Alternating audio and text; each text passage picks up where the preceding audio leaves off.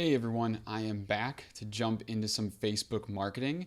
A lot of people out there expressed some interest in learning about Facebook and how to drive leads to your website, how to get subscriptions. So I wanted to kind of give an overview, a little video series about Facebook marketing.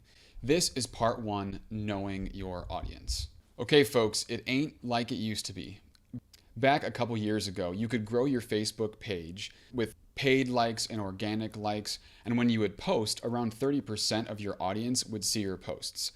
About a year or two ago, Facebook had a big algorithm change, which pretty much changed the entire experience for businesses on Facebook. It's more difficult than ever to get noticed without paying. But that means that there's a huge opportunity.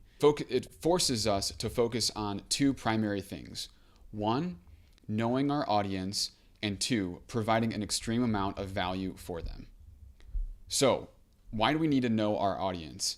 Well, obviously, we want to see what are the best products to sell them, but we also want to develop content or ads, whether paid or unpaid, that will get in front of them. The more the ads or content is relevant to your audience, the more likely they are going to see it on their newsfeed, and when they do see it, more likely to engage, whether that's to share it, to like it, to comment on it, any type of engagement really. So we have to provide value to these customers, whether that's educating them, entertaining them, solving one of their problems or pain points, or making them feel good, etc. And another reason of knowing your audience is so that you're not sending ads or wasting time creating posts that aren't applicable to the people that you're trying to target. So how do you get to know your audience? Who is the perfect customer? Some people call it the avatar. Basically, take a moment, whether it's 15 minutes or an hour, and write down the perfect customer in your mind, the person who would love your product and want to tell everyone else about it. Start with the basics. Give them a name. Give them an age. Put them in a place. Do they live in the city? Do they live in the suburbs? Do they live in a rural area? Are they married or single? Do they have kids or do they not have kids? Talk about their habits. Are they always on the phone? Do they like going to social events after work? Do they regularly exercise? Do they only eat vegan or paleo, etc.? What are their relationships like? Do they have lots of mommy friends, or do they like to go to breweries and drink craft beer? Do you like sharing barbecue with family and friends? What are their interests? Are they soccer moms? Do they knit? Do they play football? Do they travel? Are they really into exercise or CrossFit?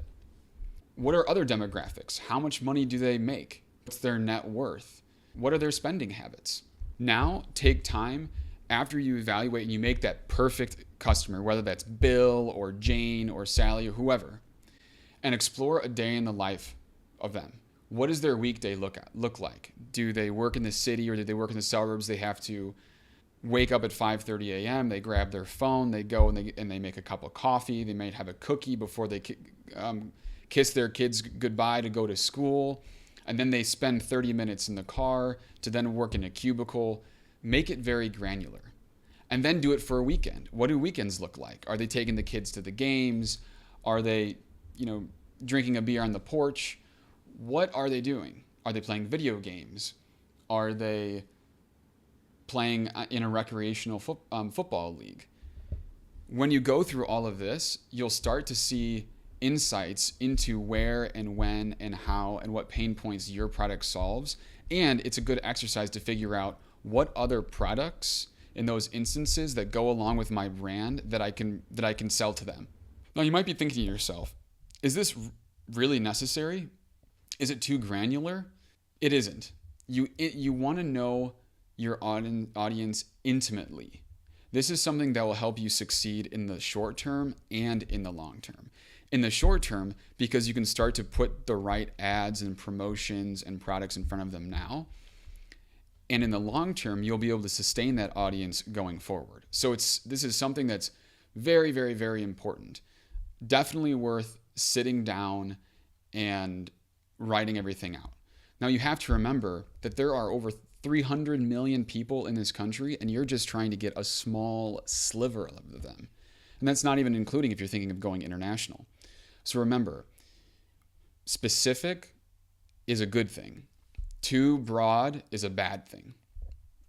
And we'll get into that more when I actually start going into Facebook in the UI and showing what this looks like in terms of whittling down your audience. Now you know your audience, right? Not so fast. You have an idea of who your audience is, but it's not proven. It's only what you think. And I hate to break it to you, but as business people, we're very often wrong. So we have to test our assumptions and not assume that they're true. In order for us to test them, we have to make campaigns. So on to part 2, we'll get into the Facebook UI and look at some ads.